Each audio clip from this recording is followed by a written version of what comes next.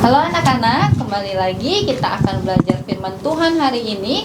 Tapi sebelum kita belajar firman Tuhan, kita mau memuji Tuhan terlebih dahulu. Mari kita memuji Tuhan dari buku KPPK nomor 136.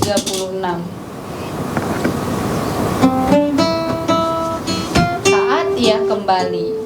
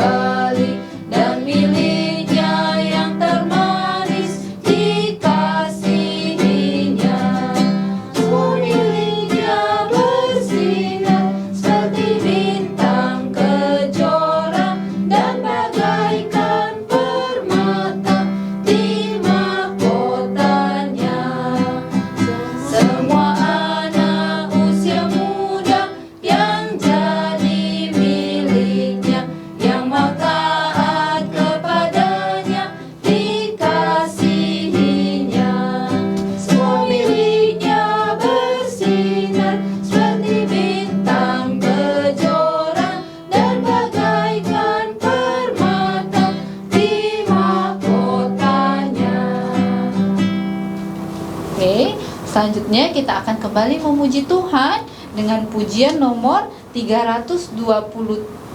Tapi sebelum kita menyanyi pujian ini, mari kita berdoa. Bapa di surga, kami berterima kasih karena hari ini kami boleh kembali belajar firman Tuhan melalui rekaman ini.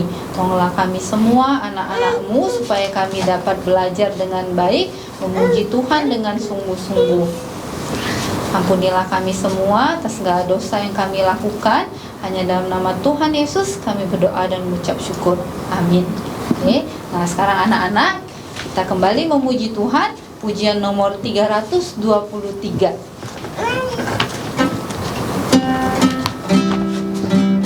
Mau jadi murid Yesus, kita nyanyi 3 bait.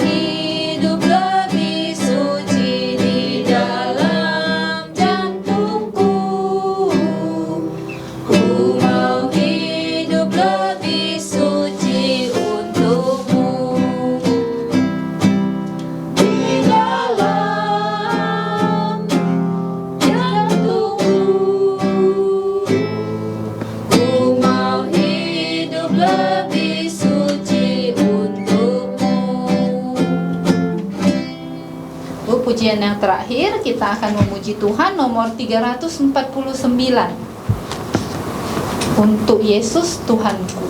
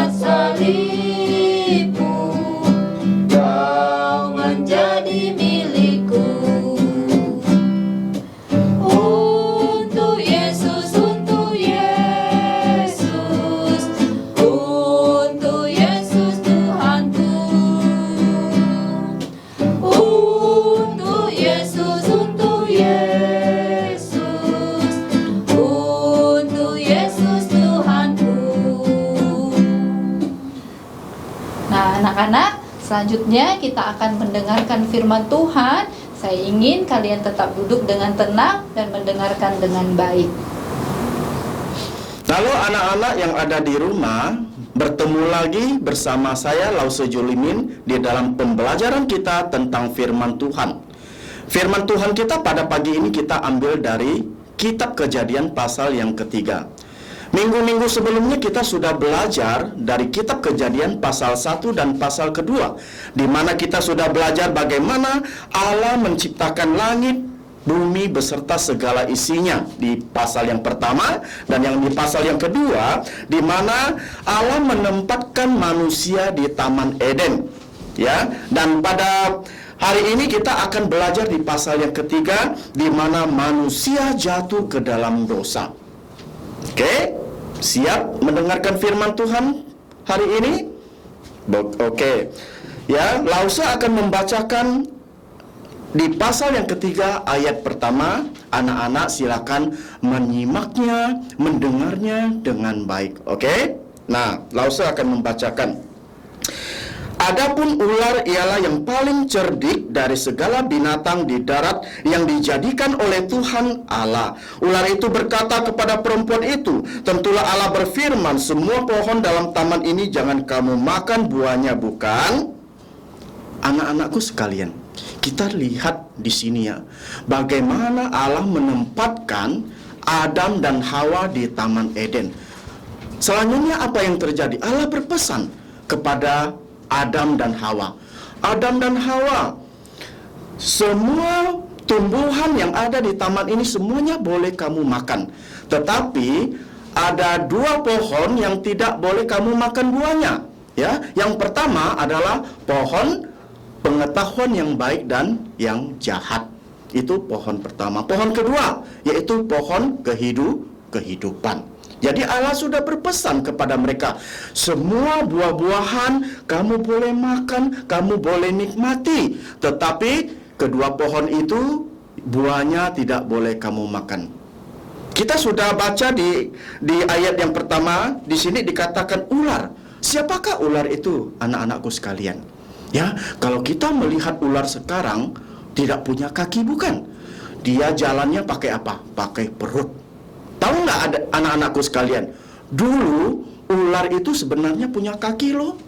Ya, ular itu punya kaki, dia berjalan itu dengan kaki. Tetapi mengapa sekarang tak punya kaki? Karena Allah mencabut kaki ular tersebut. Mengapa Allah mencabut kaki ular tersebut? Karena ular tersebut sudah membohongi nenek moyang kita. Ya, jadi dia membohongi nenek moyang kita dengan apa? Dengan 3 jenis dosa. Apa itu? Dosa nafsu mata, nafsu daging, dan keangkuhan hidup. Kita melihat ya di sini ular yang paling cerdik. Siapakah ular tersebut? Ular itu ya adalah Lucifer. Lucifer itu adalah malaikat yang jatuh. Malaikat yang pada awalnya dia adalah penghulu malaikat yang baik, yang cantik, yang tampan. Tetapi karena apa? Karena ia jatuh di dalam dosa, ya, ia ingin seperti Allah. Akhirnya malaikat tersebut jatuh dan dibuang oleh Allah ke angkasa. Ya, nah jadi di sini dikatakan iblis itu dia menyerupai ular, ya, menyerupai ular untuk membohongi nenek moyang kita, yaitu Adam dan Hawa. Dia berkata, bagaimana kita lihat? Ular itu berkata kepada perempuan itu, tentulah Allah berfirman, semua pohon dalam taman itu kamu boleh makan buahnya, bukan? Betul nggak adik-adik? Betul nggak? Salah. Ular itu, iblis itu, dia memutar balikkan kata-kata. Ya, kalau kita melihat di pasal yang kedua di ayat 16, Lausa akan bacakan ya. Ini adalah perkataan Tuhan loh. Lalu Tuhan Allah memberi perintah itu kepada manusia. Semua pohon dalam taman ini boleh kau makan buahnya dengan bebas. Tetapi di ayat pertama di pasal 3 ini, iblis mengatakan apa? Ular itu berkata, semua pohon dalam taman ini jangan kamu makan buahnya. Coba dibayangkan ya. Kita melihat. Terus kita lihat di ayat kedua. Lalu sahut perempuan itu kepada ular itu, buah pohon-pohonan dalam taman ini boleh kami makan. Ayat 3, tetapi tentang buah pohon yang ada di tengah-tengah taman, Allah berfirman, jangan kamu makan ataupun raba buah itu, nanti kamu mati. Betul nggak? Si Hawa juga berdosa. Apa dosa Hawa? Dia menambahkan kata-kata yang tidak ditambahkan oleh Allah. Ya kan? Kalau kita kembali lagi di pasal 16, ada tidak? Allah mengatakan tak boleh raba pohon buah itu. Tidak ada kan? Tetapi Hawa menambahkan kata-kata tersebut. Jadi akhirnya gimana? Akhirnya ya, ular tersebut dia membohongi Adam dan Hawa sehingga Adam dan Hawa tergiur, ya, tergiur oleh buah tersebut dan ia ingin mencoba buah tersebut. Kita baca di ayat 5. Tetapi Allah mengetahui bahwa pada waktu kamu memakannya, matamu akan terbuka dan kamu akan menjadi seperti Allah, tahu tentang yang baik dan yang jahat. Di ayat yang ke-6. Perempuan itu melihat bahwa buah pohon itu baik untuk dimakan dan sedap kelihatannya. Lagi pula pohon itu menarik hati karena memberi pengertian. Lalu ia mengambil dari buahnya dan dimakannya dan diberikannya juga kepada suaminya yang bersama-sama dengan dia, dan suaminya pun memakannya. Kita membayangkan di sini, kita melihat ya, nenek moyang kita sudah jatuh di dalam dosa. Ya, dosa apa? Dosa karena nafsu mata, nafsu daging, dan keangkuhan hidup. Ya. Nah, di sini kita melihat Hawa nanti dia memakan buah yang dilarang tersebut, ya, dan dia bukan hanya memakannya sendiri, tetapi dia juga memberikannya kepada suaminya. Dosa inilah yang menyebabkan kita semua manusia jatuh di dalam dosa. Bukan hanya kita, ya, tetapi juga yang terutama itu nenek moyang kita. Oleh karena nenek moyang kita sudah jatuh di dalam dosa, menentang perintah Allah, kita keturunannya juga ikut berdosa. Ya. Nafsu mata, nafsu daging, keangkuhan hidup, itulah yang dialami oleh Adam dan Hawa. Hal ini juga, ya, kalau kita membaca di Perjanjian Lama, banyak tokoh-tokoh Alkitab yang terjatuh karena 3 jenis dosa ini juga. Misalnya, saya kasih contoh. Misalnya Raja Daud, ya kan? Raja Daud karena melihat, dia jatuh di dalam dosa. Melihat apa? Dia melihat Batseba mandi, ya kan? Tetapi akhirnya dia jatuh di dalam dosa karena nafsu mata. Selanjutnya kita melihat di Perjanjian Baru. Siapa? Misalnya Paulus. Nah, Paulus itu pertama dia adalah orang yang menentang Allah. Paulus itu adalah orang yang jenius loh, anak-anakku sekalian. Dia adalah orang yang berpendidikan, ya. Dia adalah orang yang cukup berada juga. Ya, tetapi apa yang terjadi? Dia memburu setiap orang-orang yang percaya kepada Yesus, memburu orang-orang Kristen, sehingga setelah didapat dia membunuh dia, menganiaya orang-orang Kristen. Ini disebabkan dosa apa? Ini disebabkan dosa karena sombong, keangkuhan hidup. Ya, merasa dirinya pintar, merasa dirinya itu hebat, ya, merasa dirinya yang paling suci, sehingga apa? Dia menganggap semuanya tidak benar selain dari agama dia yang paling benar. Sehingga apa? Dia memburu setiap orang-orang yang percaya Yesus. Tetapi pada akhirnya nanti kita melihat, ya, bagaimana Rasul Paulus itu diubahkan oleh Tuhan.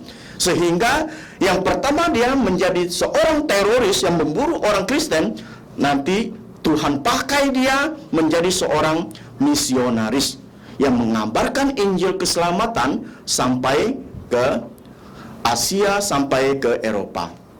Ya, anak-anakku sekalian, ya. Terus kita contoh lagi. Kita melihat Tuhan Yesus di Matius pasal 4. Ya, bagaimana Tuhan Yesus setelah berpuasa 40 hari dan 40 malam, iblis mencobai Tuhan Yesus dengan apa? 3 hal yang tadi Lause sebutkan. Pertama, nafsu mata, nafsu daging, dan keangkuhan hidup, sombong. Tetapi bagaimana dengan Tuhan Yesus? Tuhan Yesus dapat mengalahkan iblis tersebut dengan apa? Dengan firman Tuhan. Ya, jadi adik-adik sekalian, firman Tuhan itu sangat penting di dalam kehidupan kita. Firman Tuhan itu adalah senjata untuk kita melawan roh-roh jahat, melawan iblis. Kalau anak-anak di rumah tidak suka membaca firman Tuhan, ya, maka kehidupannya itu akan suram, tidak punya masa depan. Tetapi kalau anak-anak di rumah rajin membaca firman Tuhan, berdoa, ya, pasti Tuhan akan memberkati hidup anak-anak sekalian. Selanjutnya kita melihat, ya, di sini di pasal 3, kita melihat di ayat yang ke-8. Di sini dikatakan, ketika mereka mendengar bunyi langkah Tuhan Allah yang berjalan-jalan dalam taman itu, pada waktu hari sejuk, bersembunyilah manusia itu dan istrinya terhadap Tuhan Allah di antara pohon-pohon dalam taman itu. Kita melihat, ya, setelah Adam dan Hawa jatuh di dalam dosa, memakan buah yang dilarang oleh Tuhan, mereka makan, ya, mereka baru sewaktu mereka makan, mereka melihat. Apa yang mereka lihat? Mereka melihat bahwa mereka itu telanjang. Anak-anakku sekalian, pada waktu Tuhan menciptakan langit bumi, di hari ke-6 Tuhan menciptakan manusia. Manusia diciptakan dalam keadaan telanjang. Mengapa Tuhan ciptakan manusia dalam keadaan telanjang? Karena pada waktu manusia diciptakan, manusia itu belum berdosa. Ya, tetapi di pasal 3, sewaktu dia memakan buah pengetahuan yang baik dan yang tidak baik ini, ya, dia melihat tubuhnya itu telanjang dan dia tahu, dia bisa merasakan malu. Mengapa bisa malu? Karena sudah jatuh di dalam dosa. Ya, jatuh dalam dosa. Tadi kita sudah membaca di ayat yang ke-8, di situ dikatakan mereka bersembunyi. Ya, setelah mengetahui bahwa mereka itu telanjang, mereka berlari ke semak-semak, mereka bersembunyi. Karena apa? Karena malu. Karena tidak berpakaian. Tetapi nanti, ya, Adam dan Hawa ini dia mengambil daun ara dan dia menutup aurat Adam dan Hawa. Ya. Nah, di sini di ayat yang ke-9. Tetapi Tuhan Allah memanggil manusia itu dan berfirman kepadanya, ya, di manakah engkau? Apakah Tuhan tidak tahu Adam dan Hawa itu bersembunyi? Tahu, anak-anakku sekalian, ya. Mengapa di sini seolah-olah dikatakan Tuhan itu tidak tahu? Tuhan itu menginginkan, ya, Adam dan Hawa itu mengakui dosa-dosa mereka. Jadi Allah itu masih memberikan kesempatan untuk mereka, memberikan mereka kesempatan untuk datang mencari Tuhan, bukan Tuhan yang mencari mereka. Jadi Allah itu memberikan kesempatan loh untuk mereka. Ya, seperti adik-adik sekalian, anak-anak sekalian yang ada di rumah. Kalau kalian berdosa, apa yang harus kalian lakukan? Apakah makin berbuat dosa lagi? Tidak. Tetapi kalian harus memohon pengampunan kepada Allah, memohon pengampunan kepada Tuhan Yesus. Tuhan, saya adalah manusia yang berdosa. Ampunilah segala dosa dan kesalahan saya. Saya tahu dan sadar bahwa hanya darah Tuhan Yesus yang bisa menyelamatkan setiap dosa saya. Itu yang harus kita lakukan. Tetapi nenek moyang kita gimana, Adam dan Hawa? Dia bersembunyi, dia lari dari masalahnya. Ya, dia tidak mencari Tuhan. Padahal Tuhan memberikan dia kesempatan untuk dia agar datang kepada Tuhan memohon ampun. Kita lihat di ayat yang ke-10. Adam dan Hawa menjawab. Ia menjawab, ketika aku mendengar bahwa engkau ada di dalam taman ini, aku menjadi takut karena aku telanjang. Sebab itu aku bersembunyi. Dia mengetahui bahwa dia itu telanjang. Dia mengetahui bahwa dia merasa malu. Mengapa bisa merasa malu? Karena berdosa menentang perintah Allah.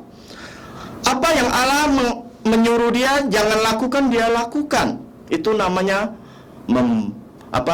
membangkang perintah Allah.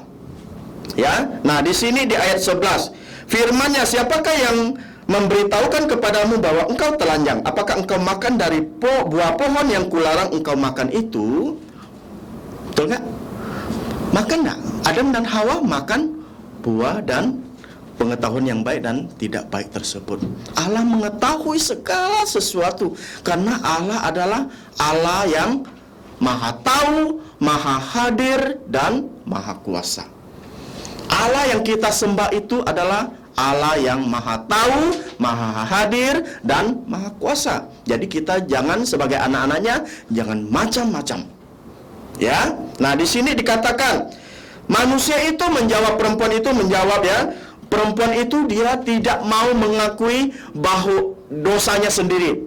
Dia ingin melibatkan orang. Ya, dia juga menuduh orang juga. Di sini dikatakan dia menuduh ular tersebut. Ular yang kau tempatkan, ya. Di sini dikatakan, perempuan yang kau tempatkan di sisiku, dialah yang memberi dua dari buah pohon itu kepadaku, maka aku makan. Ini adalah perkataan dari Adam. Ya, perkataan dari Adam. Perempuan yang kau tempatkan di sisiku itu, dialah yang menyuruh aku makan. Di sini dikatakan, ya. Terus perempuan itu tak mau mengalah juga, ya. Dia tidak mau mengaku dosanya sendiri juga. Dia bilang apa di sini di ayat 13? Di ayat 13, kemudian berfirmanlah Tuhan Allah kepada perempuan itu, apakah yang telah kau perbuat ini? Jawab perempuan itu, ular itu yang memperdayakan aku, maka aku makan. Ular itu, jadi perempuan itu dia menuju kepada ular tersebut, ya, menuju kepada ular tersebut. Di ayat 14, lalu berfirmanlah Tuhan Allah kepada ular itu, ini adalah kutuk Allah, karena manusia sudah jatuh di dalam dosa, ya, dan penyebab manusia jatuh di dalam dosa adalah iblis yang menyerupai ular, maka Allah mengutuk ular tersebut. Di ayat 14 dikatakan, lalu berfirmanlah Tuhan Allah kepada ular itu, karena engkau berbuat demikian, terkutuklah engkau di antara segala ternak dan di antara segala binatang hutan, dengan perutmu lah engkau akan menjalar, dan debu tanahlah akan kau makan seumur hidupmu. Kutuk pertama, ingat, kutuk pertama Allah mengutuk ular. Apa yang Lause katakan tadi? Pada awalnya ular itu punya kaki, ya. Coba anak-anakku sekalian lihat, naga punya kaki enggak? Naga punya kaki bukan? Nah, jadi ular itu adalah seperti naga tersebut, punya kaki. Tetapi sewaktu Allah mengutuk ular tersebut, kaki ular itu dicabut oleh Allah. Ya, sehingga di sini dikatakan engkau akan berjalan dengan perutmu. Betul nggak, anak-anak? Ular dia melata. Terus apalagi? Debu tanah akan kau makan. Ya kan? Apakah betul ular makan debu tanah? Tidak. Ini artinya apa? Artinya sewaktu ular itu melata, dia berjalan dengan perutnya, hidungnya kan di bawah. Otomatis di waktu dia berjalan, debu tanah akan terhirup oleh ular tersebut. Ya, anak-anakku sekalian, ya. Terus di ayat 15. Nah, Lause ingin beritahu, di ayat 15 ini adalah Injil yang mula-mula atau Injil yang pertama di dalam kitab Perjanjian Lama. Lause akan baca, aku akan mengadakan permusuhan antara engkau dan perempuan ini, antara keturunanmu dan keturunannya akan meremukkan kepalamu dan engkau akan meremukkan tumitnya. Sungguh luar biasa anak-anakku sekalian, ya. Di sini dikatakan mengadakan permusuhan antara engkau dan perempuan ini. Ya, terus antara keturunanmu dan keturunannya. Di sini dijelas dikatakan. Nanti ini artinya bahwa Tuhan Yesus akan mati di kayu salib. Ya. menebus segala dosa dan pelanggaran kita semua, manusia-manusia yang sudah jatuh di dalam dosa. Ya, di mana Tuhan Yesus disalib, ya, tangannya dipaku, keduanya dipaku, terus apalagi kakinya itu juga dipaku. Ya, jelas di sini dikatakan dan engkau akan meremukkan tumitnya, keturunan ular itu akan meremukkan tumitnya. Ya, Tuhan Yesus mati disalib, menebus segala dosa kita. Kedua tangannya dipaku, kedua kakinya dipaku. Demi siapa? Demi anak-anak sekalian yang ada di rumah, yang mendengar dan yang melihat cerita firman Tuhan pada hari ini. Selanjutnya kita lihat di ayat yang ke-16. Firman-Nya kepada perempuan itu, susah payahmu waktu mengandung akan kubuat sangat banyak, dengan kesakitan engkau akan melahirkan anakmu, namun engkau akan berahi kepada suamimu, dan ia akan berkuasa atasmu. Kutuk kedua di ayat 16. Apa kutuk kedua? Karena penyebab dosa tersebut yang dilakukan pertama adalah Hawa, istri Adam. Ya, maka Allah mengutuk perempuan tersebut. Apa yang Allah kutuk? Perempuan dikutuk menjadi susah. Waktu mengandung itu susah, dan juga melahirkan itu sakitnya minta ampun. Betul nggak? Waktu mama kamu melahirkan kamu, sakit nggak? Sakit. Anak-anak tidak tahu, ya. Hanya yang jadi ibu yang tahu bahwa melahirkan itu sangat susah, hamil itu sangat sakit, ya. Membawa bayi dalam perut itu selama berapa bulan? 9 bulan 2 minggu. Ya, 9 bulan 2 minggu. Jadi anak-anakku harus ingat di rumah, ya, kalian tidak boleh kurang ajar kepada mama, tidak boleh menentang mama. Kalian harus harus menghormati mama kalian di rumah. Terus apalagi, kalian harus menyayangi mamamu di rumah dan juga mentaati apa yang dikatakan oleh mamamu. Karena apa? Karena ingat, mamamu yang mengandung kamu selama 9 bulan 2 minggu. Oke? Nah, terus itu adalah kutuk kedua yang ditujukan kepada perempuan. Kutuk pertama apa? Ular, kaki dicabut. Kutuk kedua, perempuan. Sekarang kutuk ketiga, kita lihat di ayat yang ke-17. Lalu firman-Nya kepada manusia itu, karena engkau mendengarkan perkataan istrimu dan memakan dari buah pohon yang telah kuperintahkan kepadamu, jangan makan darinya, maka terkutuklah tanah karena engkau, dengan bersusah payah engkau akan mencari rezekimu dari tanah seumur hidupmu. Semak duri dan rumput duri yang akan dihasilkannya untukmu, dan tumbuh-tumbuhan di padang akan menjadi makananmu. Itu adalah kutuk ketiga. Kepada siapa? Kepada Adam. Ya, pertama kepada ular, kedua kepada perempuan Hawa, ketiga kepada Adam, karena Adam mendengarkan perkataan istrinya. Ya, apa kutukan Adam? Kutukan Adam adalah kamu harus berpeluh dulu, baru kamu bisa makan. Artinya apa? Artinya bahwa laki-laki dia harus bekerja dulu, baru bisa makan. Misalnya yang bercocok tanam, harus bercocok tanam dulu, menanam bibitnya, menyiramnya, ya, terus kasih pupuk, baru bisa panen hasilnya. Ya, seperti anak-anakku sekalian, ya, seperti papa kalian yang ada di rumah juga. Tadi mengenai mamamu kan di rumah kan, sekarang mengenai papamu. Ya, kalian harus menyayangi papamu, menghormati papamu. Karena apa? Karena papamu itu yang mencari nafkah untuk kalian bisa hidup. Mencari nafkah untuk kalian agar bisa sekolah. Ya, makanya kalian harus menyayangi papa dan mama. Ya, kalau kita lihat di sini, papamu harus bekerja. Mengapa harus bekerja? Karena sudah dikutuk oleh Allah. Coba sebelum dikutuk oleh Allah, ya, Adam dan Hawa diciptakan pertama kali. Apa yang Allah perintahkan? Semua pohon yang di taman ini kamu boleh makan. Ya, kamu mau makan durian, kamu tinggal petik, kamu makan, tidak perlu bekerja, tidak perlu bertanam. Ya, tetapi setelah manusia jatuh di dalam dosa, maka laki-laki harus bekerja.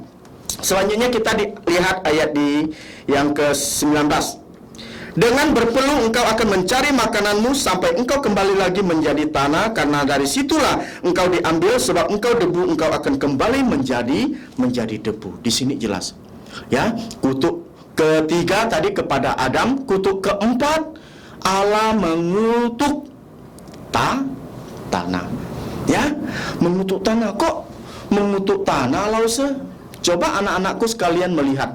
Sekarang yang lebih banyak tumbuh itu buah yang boleh dimakan atau semak duri atau rumput? Ayo jawab. Tentu lebih banyak tumbuh rumput, bukan? Mengapa? Karena Allah mengutuk tanah. Ya, jadi kalau kalian makan nasi di rumah, kalian harus ingat nasi itu berasal dari apa? Dari beras. Beras itu dari apa? Dari padi. Padi itu harus gimana? Harus ditanam dulu, ya kan? Ditebas tanah yang berumput itu, ditebas, sudah ditebas, kita menanamnya. Ya, terus kalau sudah menanamnya kita juga harus rajin merumput. Kalau kita tidak rajin merumput, nanti rumputnya tinggi dari padi tersebut, nanti padi tersebut jadi tidak subur. Itu buktinya bahwa tanah sudah dikutuk oleh Allah. Ya, Allah membalikkan yang waktu penciptaan tersebut yang banyak tumbuh itu buah-buah yang boleh dimakan. Tetapi setelah manusia jatuh dalam dosa, tanah yang tumbuh itu lebih banyak semak duri, rumput dan sebagainya. Ingat ya. Terus kutuk yang kelima. Manusia itu diciptakan dari apa? Dari debu tanah. Nanti makanya Allah mengutuk manusia itu. Sewaktu manusia itu mati, dia akan kembali menjadi debu dan tanah. Upah dosa adalah kematian. Ya, adik-adik harus ingat ya. Kutuk kelima adalah kematian atau maut. Karena apa? Mengapa manusia bisa mati? Karena manusia sudah jatuh di dalam dosa.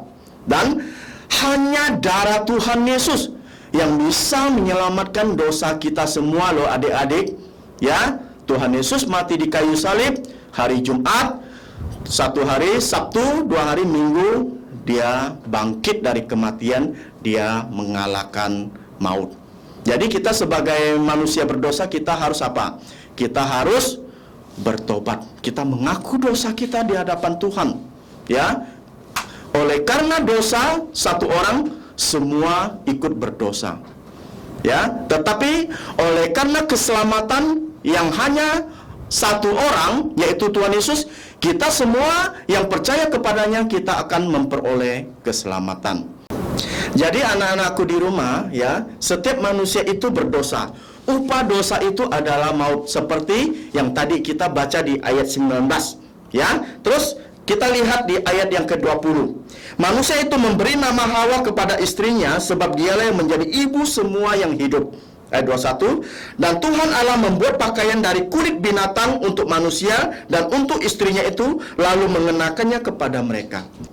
Sebelumnya kita melihat Adam dan Hawa setelah jatuh di dalam dosa berinisiatif sendiri membuat pakaiannya dari apa? Dari daun ara, menutupi aurat dari Adam dan Hawa tersebut. Tetapi kalau kita lihat ya, dari ayat 21 ini, Tuhan membuat pakaian dari kulit binatang.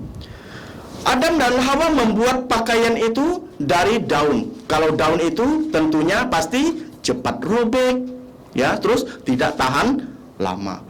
Tetapi Allah berbelas kasih, dia membuatkan pakaian dari kulit binatang. Coba kalian pikir, ya, kulit binatang itu sangat lentur dan tahan lama. Ini juga bisa melambangkan, ya, Allah itu membuat pakaian dari kulit binatang itu melambangkan apa? Darah, melambangkan pengorbanan. Melambangkan apa? Melambangkan bahwa nanti ya Tuhan Yesus itu akan menyelamatkan manusia, mati di atas kayu salib, mengalirkan darahnya yang kudus untuk menghapus setiap dosa-dosa manusia.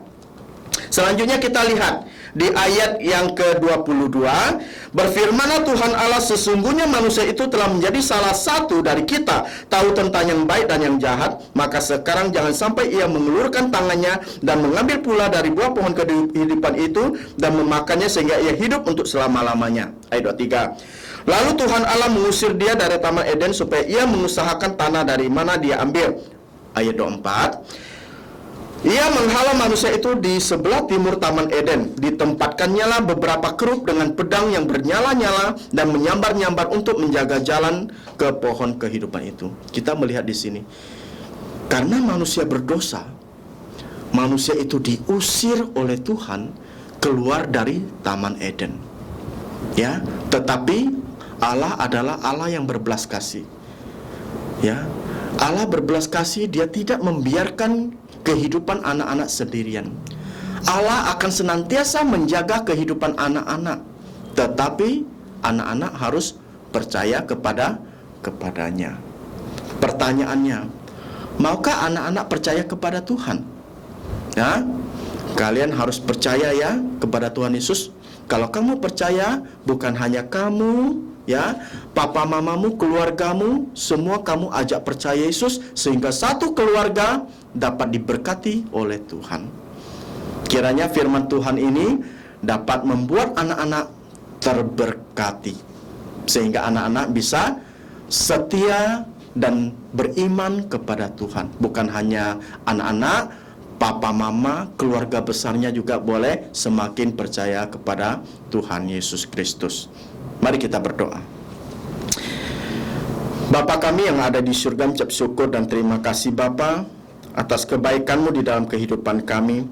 Terima kasih untuk putra tunggal-Mu Tuhan kami Yesus Kristus yang sudah mati di kayu salib demi menebus segala dosa dan pelanggaran kami, sehingga setiap kami yang pada akhirnya kami boleh memperoleh keselamatan di dalam Tuhan Yesus Kristus. Terima kasih Bapa di surga, kiranya firman Tuhan ini dapat terungkir indah di dalam lubuk jantung anak-anak, sehingga anak-anak dapat mengerti firman Tuhan, dan anak-anak juga boleh menjadi pelaku-pelaku firman Tuhan dengan mengabarkan Injil keselamatan secara khusus untuk keluarga yang belum percaya. Terima kasih Bapa di surga, inilah doa kami hanya dalam nama Tuhan Yesus. Amin.